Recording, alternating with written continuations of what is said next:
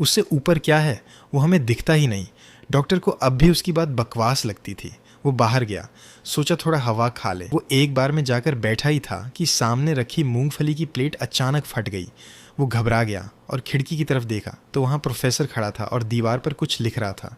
Doctor भागा उसके पीछे, लेकिन जैसे ही एक गली में मुड़ा प्रोफेसर गायब हो चुका था और सामने एक पुराना टीवी आ गया।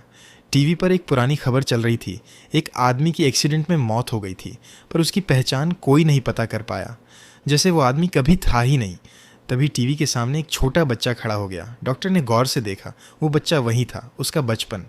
इसी बीच फ़ोन की घंटी बजी। डॉक्टर की नींद खुल गई। ये सब एक सपना था। फ़ोन पर बुरी खबर थी। हॉस्पिटल से कॉल आया कि प्रोफेसर के साथ कुछ हुआ है। जब डॉक्टर पहुंचा तो पता चला कि 304 नंबर का कमरा कभी खुला ही नहीं, लेकिन प्रोफेसर गायब हो चुका था। कमरे की दीवारों पर बस ढेर सारे गणित के फॉर्मूले लिखे हुए थे। डॉक्टर हैरान रह गया। उसे समझ नहीं आ रहा था कि ये सब क्या हो रहा है।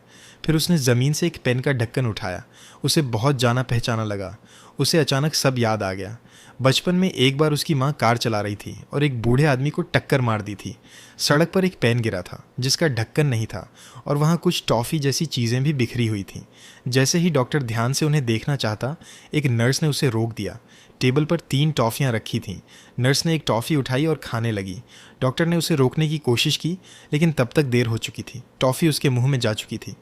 पर अगले ही पल डॉक्टर ने देखा कि टेबल पर फिर से 3 टॉफ़ियाँ रखी हैं। वो हैरान रह गया और तब उसे पूरा याद आया। वो टॉफ़ियाँ वही थीं जो बचपन में सड़क पर गिरी थी, और जो आदमी एक्सीडेंट में मरा था वो कोई और नहीं बल्कि वही प्रोफेसर था। क्योंकि प्रोफेसर भविष्य से आया था, इसलिए पुलिस उसकी पहचान नहीं जान पाई।